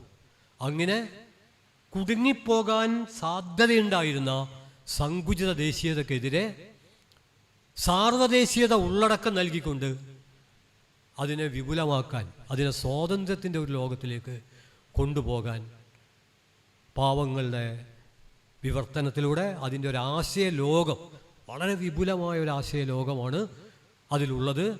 അതിലൊരു കഥാപാത്രമുണ്ട് ഈ ABC സൗഹൃദ സംഘത്തിൽ, ഫെയിലി എന്ന് പറഞ്ഞിട്ട്. ഫെയിലിയാണ് സത്യത്തിൽ അതിൽ അടിസ്ഥാന തൊഴിലാളി വർഗത്തിൻ്റെ പ്രതിനിധി. മറ്റതെല്ലാം കലാലയങ്ങളിൽ നിന്ന് വന്ന വിദ്യാർത്ഥി നേതാക്കന്മാരാണ്, ബുദ്ധിജീവികളാണ്. ഇദ്ദേഹം തൊഴിലാളി വർഗത്തിൽ നിന്ന് വന്ന ആളാണ്. അൻഷാരോ അദ്ദേഹത്തെ അഭിവാദ്യം ചെയ്യുന്നത് പൊതുജനത്തിൻ്റെ മനുഷ്യ എന്ന് വിളിച്ചുകൊണ്ടാണ്. അങ്ങനെ ഒരൊറ്റ കഥാപാത്രമേ ഉള്ളൂ പാവങ്ങളിൽ, അത് ഫെയിലിയാണ്, പൊതുജനത്തിൻ്റെ മനുഷ്യൻ. ഇന്നും നമ്മുടെയൊക്കെ വ്യവഹാരങ്ങളിൽ നമ്മളൊക്കെ പൊതുജനത്തിൻ്റെ മനുഷ്യരാവേണ്ടവരാണ്. ഒരു പൗരസമൂഹത്തിൽ ഒരു മനുഷ്യന് പരമാവധി കാണാവുന്ന രാഷ്ട്രീയ സ്വപ്നം പൊതുജനത്തിൻ്റെ മനുഷ്യനാവുക എന്നുള്ളതാണ്. അതിന് പകരം നമ്മളിപ്പോഴും പൊതുജനം കഴുത എന്ന കുതിരയുക്തിയിൽ അഭിരമിച്ചുകൊണ്ടിരിക്കുകയാണ്. പൊതുജനം കഴുത എന്ന് പറയുമ്പോൾ നമ്മൾ സ്വയം കരുതുന്നത് നമ്മളെന്തോ കുതിരജന്മമെന്നാണ്. എന്നാൽ പാവങ്ങളിൽ അതിനെ അപനിർമ്മിക്കുന്ന തരത്തിൽ അൻഷാരോവിനറിയാം, അദ്ദേഹം വരുന്നത് അതിസമ്പന്നമായൊരു പശ്ചാത്തലത്തിൽ നിന്നാണ്, ബുദ്ധിജീവികളുടെ പശ്ചാത്തലത്തിൽ നിന്നാണ്. എന്നാൽ ഫെയിലി അങ്ങനെയല്ല, അടിസ്ഥാന തൊഴിലാളി വർഗത്തിൽ നിന്ന് രൂപപ്പെട്ടു വന്ന ആളാണ് ഫെയിലി. അയാൾക്ക് വിപ്ലവത്തെക്കുറിച്ച് ഒരു കൺഫ്യൂഷനുമില്ല. ABC സംഘത്തിലെ പലർക്കും കൺഫ്യൂഷൻ ഉണ്ട്, എന്നാൽ ദത്തുപുത്രനായ അൻഷാരോവിനും കൺഫ്യൂഷനൊന്നുമില്ല. പക്ഷേ അൻഷാരോവിന് പൊതുജനത്തിൻ്റെ മനുഷ്യ എന്ന് ഫെയിലിയെ വിളിക്കാൻ പറ്റും. കേരളത്തിലും 925 ആകുമ്പോഴേക്ക്, 925 ആകുമ്പോഴേക്ക് അതുവരെ കേരളത്തിലുണ്ടായിരുന്ന ചോദ്യം ജാതിയിൽ ആരാന്നാണ്. തീവണ്ടിയൊക്കെ വന്നിട്ടുണ്ട്. 1860 തന്നെ ചെറിയ തോതിൽ റെയിലൊക്കെ വന്നിട്ടുണ്ട്, തീവണ്ടിയൊക്കെ ഓടാൻ തുടങ്ങിയിട്ടുണ്ട്. തീവണ്ടിയിൽ ഉയർന്ന ജാതിക്കാർക്ക് ഒറ്റ കമ്പാർട്ട്മെൻറ്റ് കൊടുക്കാനൊന്നും പറ്റില്ല. അപ്പം കൂടിക്കുറഞ്ഞായിരിക്കും ആൾക്കാരുണ്ടാവുക. അപ്പോൾ ശ്രീനാരായണ ഗുരുവിനോട് പോലും ചോദിച്ചു എന്നാണല്ലോ പറയുന്നത് ജാതി. അന്നത്തെ ചോദ്യം ജാതിയിൽ ആരാന്നാണ്. എന്നാൽ പൊതുജന മനുഷ്യരായിട്ട് ആളുകൾ മാറുമ്പോൾ അതിൻ്റെ അർത്ഥം പബ്ലിക് സ്പിയർ രൂപപ്പെട്ടു എന്നാണ്. പബ്ലിക് സ്പിയർ എന്ന് പറയുന്നത് ക്രിട്ടിക്കൽ ആൻഡ് റാഷണൽ സ്പേസാണ്. വിമർശനാത്മകവും യുക്തിപരവുമായ ഒരു ഇടമാണത്. ആ ഇടത്തിൽ മാത്രമുണ്ടാകുന്ന ചോദ്യമാണ് എന്തൊക്കെയുണ്ട്. ഇന്ന് രണ്ടാൾ കണ്ടാൽ ജാതിയിൽ ആരാന്നല്ല ചോദിക്കുക, എന്തൊക്കെ ഉണ്ട്, വല്ലാത്ത മഴ, എന്തൊരു ചൂട്, കണ്ടിട്ട് കുറച്ച് കാലമായി, കുപ്പായത്തിൻ്റെ നിറം ശരിയായില്ല, സമകാലീന പ്രശ്നങ്ങളിലൊന്നും പ്രതികരിച്ച് കാണുന്നില്ല, എന്ത് പറ്റി? ഈ രീതിയിലുള്ള നിരവധി ചോദ്യങ്ങൾ ഉയർന്നു വരുന്നത് പൊതുമണ്ഡലം സജീവമാകുന്നതുകൊണ്ടാണ്. ആ പൊതുമണ്ഡലത്തിലെ വിടർന്നു നിൽക്കുന്ന പൂക്കളാണ് പൊതുജനത്തിൻ്റെ മനുഷ്യ എന്ന സംബോധന. ഫെയിലി പൊതുജനത്തിൻ്റെ മനുഷ്യനാണ്. ആ പൊതുജനത്തിൻ്റെ മനുഷ്യർ കേരളത്തിൽ രൂപപ്പെട്ടു വരാൻ തുടങ്ങിയത് ഏറെക്കുറെ 1888 അത് പൊതുജന മനുഷ്യൻ്റെ ഒരു മാനിഫെസ്റ്റോ ആണ്. സൗഹൃദത്തിൻ്റെ, സ്നേഹത്തിൻ്റെ, സംവാദത്തിൻ്റെ, ജാതിഭേദം, മതദ്വേഷം, കുത്തുകുത്ത്, ആ മാതൃകാസ്ഥാനം എന്ന പരികൽപ്പന. ആ മാതൃകാസ്ഥാനത്തിൻ്റെ ഒരു പ്രതിനിധിയാണ് ഫെയിലി എന്ന് സൂചിപ്പിക്കാനുള്ള കാരണം മലയാളി എങ്ങനെ വായിച്ചു എന്ന് നോക്കുമ്പോൾ നമുക്ക് മനസ്സിലാക്കാൻ കഴിയുന്ന വേറൊരു കാര്യമുണ്ട്. ഇത് വിൽക്കാൻ വേണ്ടി വള്ളത്തോളൊക്കെ വല്ലാതെ കഷ്ടപ്പെട്ടിട്ടുണ്ട്. ഇതൊക്കെ എടുത്തു കൊണ്ടുപോയിട്ട് വള്ളത്തോൾ തന്നെ വിവർത്തനത്തിലെ ഒരു സ്ഫോടനമാണ്. അതുകൂടി നമ്മൾ ഓർമ്മിക്കണം. കാരണം 1909 തോന്നുന്നു അദ്ദേഹം വാൽമീകി രാമായണം വിവർത്തനം ചെയ്തു. നല്ല തമാശകളുണ്ട്. നമ്മൾ 1987 ടെലി രാമായണം വന്നതോടുകൂടി സ്ക്രീൻ വർഷിപ്പ് എന്നൊരു സംഭവം, ആളുകളൊക്കെ ചെരുപ്പ് ഊരി വെച്ച് വിളക്ക് കത്തിച്ച് കൈകൂപ്പി ടെലിവിഷൻ്റെ മുമ്പിൽ ഇരിക്കുകയാണ്. Screen worship. എന്നാൽ വള്ളത്തോൾ വിവർത്തനം ചെയ്തപ്പോൾ എന്താ ഉണ്ടായത് അറിയും? വള്ളത്തോൾ വിവർത്തനം ചെയ്തപ്പോൾ ആ കാലത്താണത്രേ വള്ളത്തോളിന് ചെവിട് കേൾക്കുക ബാധിത്യം ബാധിച്ചത്. അക്കാലത്തെ വലിയ പണ്ഡിതനും ഒക്കെ ആയ കൊച്ചുണ്ണി തമ്പുരാൻ്റെ അടുത്ത് ഈ അസുഖത്തിന് ചികിത്സക്കായി ചെന്നപ്പോൾ കൊച്ചുണ്ണി തമ്പുരാൻ പറഞ്ഞത്, ശൂദ്രൻ വേണ്ടാത്തത് ചെയ്താൽ ഇങ്ങനെയൊക്കെ ഉണ്ടാവുന്നതാണ്. കൊച്ചുണ്ണി തമ്പുരാൻ പണ്ഡിതനുമാണ്, വിഷഗ്വരനുമാണ്. പണ്ഡിതനായിട്ട് കാര്യമില്ല, ദൈക്ഷണികരാവണം, ഇൻ്റലക്ച്വൽ സ്കോളേഴ്സായിട്ട് കാര്യമില്ല. അവിടുന്ന് ഇവിടുന്നൊക്കെ കുറച്ച് വിവരങ്ങളും വസ്തുതകളൊക്കെ കുത്തിയെടുത്ത് ഏതാൾക്കും മിച്ച സമയം ധാരാളം ഉണ്ടെങ്കിൽ സ്കോളറാവാൻ പറ്റും. എന്നാൽ ഇൻ്റലക്ച്വൽ വേറെയാണ്, അതാവാൻ പറ്റില്ല. ഇമാം ഗസാലിയെക്കുറിച്ചൊരു കഥ ഞാൻ വായിച്ചിട്ടുണ്ട്. ആ കഥ ഇങ്ങനെയാണ്. അദ്ദേഹം 14 കൊല്ലം ഏതോ വിദൂര രാജ്യങ്ങളൊക്കെ പോയി പഠിച്ച് ഒരു മരുഭൂമിയിലൂടെ വലിയൊരു ഭാണ്ഡക്കെട്ടുമായിട്ട് ഇങ്ങനെ വരികയാണ്. അപ്പം മരുഭൂമിയിൽ കള്ളന്മാരുള്ള കാലമാണ്.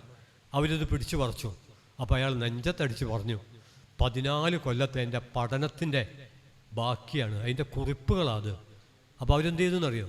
അവർ ഈ കടലാസൊക്കെ കീറിയിട്ട് കാറ്റിൽ പറത്തിയിട്ട്, ഇതിനാണോ നീ പഠിക്കാൻ പോയത്? ഈ കടലാസുകളിൽ അങ്ങനെ കുറിപ്പുണ്ടാക്കാനാണോ നീ പഠിക്കാൻ പോയത്? നീ ഒന്നും പഠിച്ചിട്ടില്ല, നീ ഇനിയും പോ എന്ന് പറഞ്ഞ് അദ്ദേഹത്തെ വീണ്ടും ഓടിച്ചു എന്നും ആ കള്ളന്മാരാണ് സത്യത്തിൽ ഏറ്റവും മികച്ച അധ്യാപകർ എന്ന് എനിക്ക് മനസ്സിലായി എന്നും ഗസാലി എവിടെയോ പറഞ്ഞതായി വായിച്ച ഒരു പകുതി ഓർമ്മയുണ്ട്. അപ്പം ഞാൻ പറഞ്ഞു വരുന്നത്, വളരെ കൃത്യമായിട്ടും നമ്മുടെ സാമൂഹ്യ ജീവിതത്തിലെ വലിയൊരു മാറ്റത്തിന് പൊതുജനം എന്നുള്ളത് അതിൻ്റെ ഒരു സാധ്യത, അതുപോലെ ലോക സാഹിത്യം. അതിൽ തന്നെ ഒരു കാര്യം ഇപ്പോൾ എടുത്തു ചേർക്കേണ്ടതുണ്ട്. നമ്മൾ ഈ സംസാരിക്കുന്ന, അതായത് 1862 പാവങ്ങളെ 2025 വെച്ചും 925 പാവങ്ങളുടെ വിവർത്തനത്തെ 1862 വെച്ചും 2025 വെച്ചും നമ്മൾ വായിക്കേണ്ടതുണ്ട്. ഒന്നുകൂടി ഞാൻ ആവർത്തിക്കുന്നു. പാവങ്ങൾ വിക്ടർ ഹ്യൂഗോ എഴുതുന്ന 1862 ഇളകിമറിഞ്ഞ ഫ്രാൻസാണ്. 1789 വിപ്ലവം തൊട്ട് 1832 ജൂലൈ വിപ്ലവം, 48 വിപ്ലവം, വിപ്ലവത്തിൻ്റെ പരാജയം, ഇതിൻ്റെ ഒക്കെ പശ്ചാത്തലത്തിൽ എഴുതപ്പെടുന്നൊരു കൃതിയാണ്. ഇന്ത്യയും അതുപോലെ തന്നെ കടന്നു പോകുന്നൊരവസ്ഥയിലാണ് ഇവിടെ ഇത് എഴുതുന്നത്. പല നവോത്ഥാന ശ്രമങ്ങളും പരാജയപ്പെടുന്നു. ശ്രീനാരായണ ഗുരുവിൻ്റെ പേരിൽ പോലും 1924 കേസ് വരുന്നുണ്ട്. നീചനും വഞ്ചകനുമായ നാരായണൻ എന്നാണ് അതിൽ ഉപയോഗിച്ച വാക്ക്. ഈഴവ തടവാട്ടുകാർ ഒരു ക്ഷേത്രം നടത്തിക്കാൻ തുടക്കത്തിൽ തന്നെ ഗുരു പറയുന്നുണ്ട്, ഇതൊന്നും എന്നെ കൊണ്ടാവൂല, നിങ്ങൾ തന്നെ നടത്തിക്കുക. അതല്ല, ഗുരു നടത്തണം. അങ്ങനെ ഗുരു നടത്തി. ഗുരു നടത്തിയപ്പോൾ എല്ലാ ജനങ്ങൾക്കും, അടിസ്ഥാന ജനങ്ങൾക്ക് പ്രവേശനം അനുവദിച്ചു. അപ്പം തറവാട്ടുകാർ ക്ഷോഭിച്ചു. ഗുരു പറഞ്ഞു, എനിക്കിങ്ങനെ നടത്താൻ പറ്റുള്ളൂ. അപ്പോൾ അവർ ഗുരുവിനെതിരെ കേസ് കൊടുത്തു 1924. ആ കേസിലെ ഗുരുവിനെതിരെയുള്ള പരാമർശമാണ് വഞ്ചകനും ദുഷ്ടനുമായ നാരായണൻ. അതുവരെ ഗുരുദേവൻ. പുലയരെ പ്രവേശിച്ചപ്പോൾ ഗുരു വഞ്ചകനും ദുഷ്ടനുമായി. അതുകൊണ്ട് ഈ 1925 1862, 2025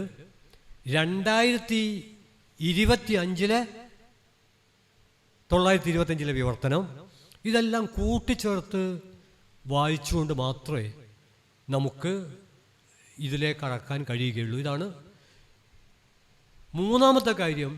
നമ്മളിന്ന് ഏറെ ചർച്ച ചെയ്യുന്ന, മാഷ് ഇവിടെ സൂചിപ്പിച്ചു, മതം, ദൈവം, ആത്മാവ്, ധാർമ്മികത, ഇതേക്കുറിച്ച് പാവങ്ങളിൽ പല സ്ഥലങ്ങളിലായിട്ട് പലപ്പോഴായിട്ട് പല കഥാപാത്രങ്ങളിലൂടെ അവതരിപ്പിക്കപ്പെടുന്ന ഒരുപാട് ആശയങ്ങളുണ്ട്. അതിനെ പൊതുവിൽ എവിടെ ഒതുക്കാൻ പറ്റും എന്നാലോചിച്ചപ്പോൾ എനിക്ക് തോന്നിയത്, ഇന്ന് പ്രബലമായുള്ള വിമോചന ദൈവശാസ്ത്ര കാഴ്ചപ്പാടുമായിട്ട് നമ്മൾ ഓർക്കണം, 1920-കളിലൊന്നും വിമോചന ദൈവശാസ്ത്രം ആ വിധം ശക്തമായി വന്നിട്ടില്ല. 40-കൾക്ക് ശേഷമാണ് ഡയട്രിക് ബോൺഹാഫറൊക്കെ അദ്ദേഹം ഹിറ്റ്ലറുടെ പീഡനത്തിനിരയായിട്ട് കൊല്ലപ്പെടുകയാണ് ഉണ്ടായത്. അത് ശക്തമാവുന്ന 70-കളിലാണ്. പക്ഷെ അതിനൊക്കെ മുമ്പേ ഈ അൽഷാരോവിൻ്റെ രക്തസാക്ഷിത്വത്തെക്കുറിച്ച് ഒരു പ്രയോഗമുണ്ട്. ആ പ്രയോഗം എന്ന് പറഞ്ഞത്, അൽഷാരോ ഒത്തുതീർപ്പുകൾക്ക് തയ്യാറായില്ല. അയാളുടെ രക്തസാക്ഷിത്വത്തെ പറ്റി പറഞ്ഞത് അയാൾ കൈകൾ വിടർത്തിയിട്ട് ക്രിസ്തുവിനെ ഓർമ്മിപ്പിക്കുന്ന തരത്തിലാണ്. ആധുനിക ക്രിസ്തുവായിട്ട് പാവങ്ങളിൽ ഒറ്റ കഥാപാത്രമേ ഉള്ളൂ. അത് മൈത്രാനല്ല, അത് രാവറല്ല, അത് രാങ്വൽ രാങ്ങല്ല, അത് അൽഷാരോയാണ്. അങ്ങനെയാണ് അദ്ദേഹത്തിൻ്റെ രക്തസാക്ഷിത്വം. ആധുനിക ക്രിസ്തു ഒരു കൊള്ളരുതായ്മക്ക് മുമ്പിലും മുട്ടുമടക്കാത്ത, നീതിയുടെ സാക്ഷാത്കാരത്തിന് വേണ്ടി സമ്പൂർണമായി വരും വരായികളെക്കുറിച്ച് ഒരു വേവലിതാതിയുമില്ലാതെ സ്വന്തം ജീവിതം സമർപ്പിക്കുന്ന ആദർശാത്മകമായ, ഒരുപക്ഷെ നമ്മുടെ പ്രായോഗിക ജീവിതത്തിൽ നമുക്ക് കണ്ടെടുക്കാൻ പ്രയാസമായ, അപൂർവങ്ങളിൽ അപൂർവമായ ഒരു ജീവിതമാണ്. അതുകൊണ്ട് വിമോചന ദൈവശാസ്ത്രത്തിൻ്റെ അത് നമ്മുടെ കണ്ണ് തുറപ്പിക്കാൻ സഹായകമാണ്.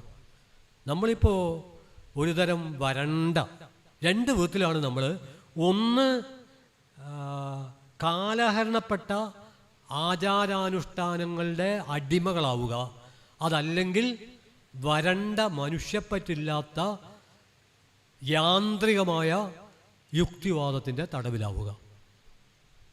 ഇത് രണ്ടുമല്ല സത്യത്തിൽ ആധുനിക ജനായത്ത കാഴ്ചപ്പാട്. ആ ആധുനിക ജനായത്ത കാഴ്ചപ്പാടിലേക്ക് ഒരു 1.5 നൂറ്റാണ്ട് മുമ്പ്, 1.5 അതിനും മുമ്പ് ഹ്യൂഗോ പങ്കുവച്ച ചില ആശയങ്ങളുണ്ട്. ആ ആശയങ്ങൾ വേറൊരു രൂപത്തിൽ കേരളത്തിൽ ശ്രീനാരായണ ഗുരുവിലൊക്കെ നമുക്ക് കാണാൻ പറ്റും. മതത്തിലെ തന്നെ പുരോഗമന പ്രവണതകളിൽ നമുക്ക് കാണാൻ പറ്റും. അതുകൊണ്ട് മൂന്നാമത്തെ ഏറ്റവും വലിയ സവിശേഷതയായി മലയാളി ഈ കൃതി വായിച്ച വിധം ആലോചിക്കുമ്പോൾ മതത്തെക്കുറിച്ച്, അന്ധവിശ്വാസങ്ങളെക്കുറിച്ച്, അനാചാരത്തെക്കുറിച്ച്, ദൈവത്തെക്കുറിച്ച് ഇതിലൊരു വാചകമുണ്ട്. ഒരുപക്ഷെ അതായിരിക്കാം ഇതിൻ്റെ നിരവധി ആകത്തുകയിലൊന്ന്. അതിതാണ്: തുടക്കം പദാർത്ഥം, ലക്ഷ്യം ആത്മാവ്, ആരംഭം 1000 ശിരസ്സുള്ള സർപ്പം, അവസാനം മാലാഖ. ഇതാണ് അദ്ദേഹം പറയുന്നുണ്ട്, ഹ്യൂഗോ പറയുന്നുണ്ട്, ഈ കൃതിയിൽ പല തെറ്റുകളുണ്ടാവും, ഇതിൽ വലിയ വിള്ളലുകളുണ്ടാവും. പക്ഷേ ഈ കൃതി എവിടെ മനുഷ്യർ ഭക്ഷണം കിട്ടാത്ത ഒരു നേരത്തെ അപ്പത്തിന് വേണ്ടി പ്രയാസപ്പെടുന്നുവോ അവിടെ, എവിടെ സ്ത്രീകൾ ദാരിദ്ര്യത്തിൻ്റെ ഭാഗമായി തങ്ങൾക്കിഷ്ടമില്ലാത്ത തൊഴിൽ ചെയ്യാൻ നിർബന്ധിതമാകുന്നുവോ അവിടെ, എവിടെ കുട്ടികൾ വിദ്യാലയത്തിൽ പോവാതെ, ഭക്ഷണം കിട്ടാതെ, തങ്ങൾക്ക് ആവശ്യമായ ചൂട് ലഭിക്കാതെ കഷ്ടപ്പെടുന്നുവോ അവിടെയൊക്കെ നിങ്ങൾ ഏത് രാജ്യത്താണെങ്കിലും ഏത് മതത്തിലാണെങ്കിലും ഈ കൃതി നിങ്ങളുടെ വാതിലിൽ വന്ന് മുട്ടി വിളിക്കും.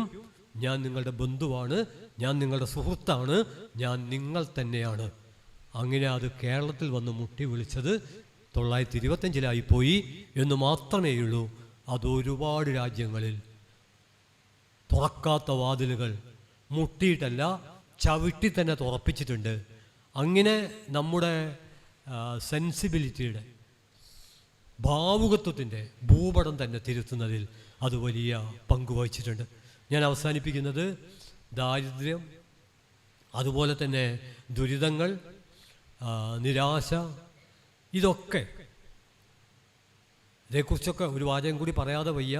ഇതിലെ രാങ്വൽ രാങ്ങും ഇതിലെ രാവറും സത്യത്തിൽ മഹാനായ കള്ളനും മഹാനായ പോലീസ് ഉദ്യോഗസ്ഥനും എന്ന് പ്രാഥമിക തലത്തിലും, എന്നാൽ ഈ നോവലിൻ്റെ വളർച്ചയുടെ ഘട്ടത്തിൽ മഹാനായ രാങ്വൽ രാങ് എന്നും നിയമത്തിന്, കണ്ണ് കാണാത്ത നിയമത്തിന്, അന്ധയും ബധിരയും മൂകയുമായ നിയമത്തിന് മറ്റൊരു പ്രലോഭനവുമില്ലാതെ തന്നെ കീഴ്പ്പെടുക വഴി സ്നേഹത്തിൻ്റെ മുമ്പിൽ, അനുകമ്പയുടെ മുമ്പിൽ പിടിച്ചു നിൽക്കാനാവാതെ സ്വന്തം ജീവിതം ഇല്ലാതാക്കേണ്ടി വന്ന രാങ്വലാണ് ഒരു സന്നിഗ്ധ സന്ദർഭത്തിൽ ബാരിക്കേഡ് യുദ്ധത്തിനിടയിൽ പെട്ടുപോയ യാവറെ രക്ഷിക്കുന്നത്.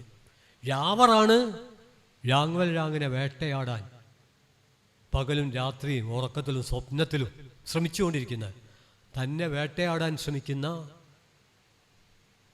യാന്ത്രികമായ നിയമത്തിൻ്റെ അടിമയായി മാറിപ്പോയ, സാമൂഹ്യ പരിവർത്തനത്തിൻ്റെ വലിയ ഇളക്കങ്ങളുണ്ടായിട്ടും തൻ്റെ ഈ നിയമം ഇളകാതെ നിൽക്കണം എന്ന് കരുതുന്ന, അതാണ് മികച്ച ബ്യൂറോക്രസി.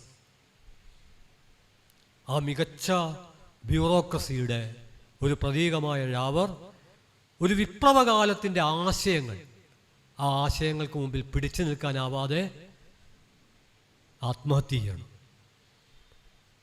യാവറുടെ ആത്മഹത്യ വേറിട്ട് പഠിക്കപ്പെടേണ്ട ഒന്നാണ് എന്ന് തന്നെയാണ് ഞാൻ വിചാരിക്കുന്നത്. അത് സാമ്പത്തിക പ്രയാസം കൊണ്ടല്ല, അധികാരമില്ലാത്തതുകൊണ്ടല്ല, ആരോഗ്യ പ്രശ്നം കൊണ്ടല്ല, മറിച്ച് ആശയപ്രശ്നം കൊണ്ടാണ്. ഞാൻ അവസാനിപ്പിക്കുന്നത് പാവങ്ങൾ എന്ന നോവലും പാവങ്ങളുടെ വിവർത്തനവും നിരവധിയായ ആശയങ്ങളുടെ, യോജിക്കുകയും വിയോജിക്കുകയും ചെയ്യാവുന്ന ആശയങ്ങളുടെ ഒരു സംവാദ ഭൂമിയാണ്. എന്നാൽ 2025 നമ്മൾ ഈ നോവൽ വായിക്കുമ്പോൾ നമ്മളൊരാശയമുക്ത ലോകത്തിലേക്ക്, അതായത് ആശയകേന്ദ്രിതമായ നമ്മുടെ യുക്തിക്ക് പകരം ഒരു തരത്തിലുള്ള ടെക്നോളജിക്കൽ റാഷണാലിറ്റി കടന്നു വരികയും കുറച്ച് കൂടുതൽ എന്നൊക്കെയുള്ള തരത്തിലേക്ക്, ലാഭം നഷ്ടം, എളുപ്പം പ്രയാസം എന്നൊക്കെയുള്ള ഒരു തരത്തിലേക്ക് നമ്മുടെ യുക്തി മാറുന്ന ഒരു കാലത്ത് ആശയകേന്ദ്രിതമായ സംവാദത്തിൻ്റെ ഒരു ലോകം സജീവമാക്കിയ വിക്ടർ ഹ്യൂഗോവിനെയും, ആ വിക്ടർ ഹ്യൂഗോവിൻ്റെ ആശയ ലോകത്തെ 925 മലയാളിയുടെ മുമ്പിൽ അവതരിപ്പിക്കുക വഴി മലയാളിയുടെ ഗദ്യ സാഹിത്യത്തിന് മാത്രമല്ല, അങ്ങനെ പലരും പറയുന്നുണ്ട്, അത് പ്രാഥമികമായിട്ട് ശരിയാണ്, പക്ഷേ ഗദ്യ സാഹിത്യത്തിന് മാത്രമല്ല, നമ്മുടെ കാവ്യലോകത്തിനും നമ്മുടെ നാടക ലോകത്തും നമ്മുടെ സിനിമാ ലോകത്തും നമ്മുടെ ജീവിതത്തിനാകെ ഒരു പുതിയ ഡയമെൻഷൻ നൽകിയ നാലപ്പാട്ട് നാരായണ മേനോനെയും ഈ കൃതിയുടെ പ്രത്യക്ഷമോ പരോക്ഷമോ ആയ വായനയിലൂടെ, അങ്ങനെ ഞാൻ പറയാൻ കാരണം ഈ കൃതി വായിച്ചവരാണ് മുഴുവൻ മലയാളികളും എന്ന് നമുക്ക് പറയാൻ പറ്റില്ല. പക്ഷേ വായിക്കാതെ തന്നെ ചില കൃതികൾ നമ്മുടെ ജീവിതത്തിൻ്റെ അന്തരീക്ഷത്തിൻ്റെ ഭാഗമായിട്ട് മാറും. അങ്ങനെ വായിക്കാതെ തന്നെ നമ്മുടെ ജീവിതത്തിൻ്റെ അന്തരീക്ഷമായി മാറി. ചുരുങ്ങിയത് 2 കഥാപാത്രങ്ങളെങ്കിലും നമ്മുടെ ജീവിതത്തിൻ്റെ അന്തരീക്ഷമായി മാറിയ ഒരു കൃതിയാണ്. തുടക്കത്തിൽ ഞാൻ പറഞ്ഞു, എഴുതപ്പെട്ട കാലം വളരെ പ്രധാനമാണ്. ആ കാലത്തിൻ്റെ മുദ്ര ആ കൃതിയിൽ മാത്രമല്ല, ഏത് കൃതിയിലും ഉണ്ടാകും. ഏത് മഹത്വത്തിലും അതിനെ മറിച്ചിടുന്ന അന്തമേഖലകളും ഉണ്ടാവും. അതുകൊണ്ട് തന്നെ ഏത് വായനയും ഒരപനിർമ്മാണം കൂടിയാണ്. അത്തരം ഒരപനിർമ്മിത വായനക്കുള്ള ഒരു സന്ദർഭമായി പാവങ്ങളുടെ 100ാം വിവർത്തന വർഷത്തെ നമുക്ക് വികസിപ്പിക്കാൻ കഴിയും എന്ന് തന്നെയാണ് ഞാൻ വിചാരിക്കുന്നത്. അതിനുള്ള ഗംഭീരമായ തുടക്കമാണ് കേരള സാഹിത്യ അക്കാദമി ഇവിടെ നിർവഹിച്ചിട്ടുള്ളത്. അതിൽ ആഹ്ലാദിച്ചുകൊണ്ട്, അഭിമാനിച്ചുകൊണ്ട്, നിങ്ങളെ അഭിവാദ്യം ചെയ്തുകൊണ്ട് ഞാൻ എൻ്റെ വാക്കുകൾ അവസാനിപ്പിക്കുന്നു. അഭിവാദ്യങ്ങൾ.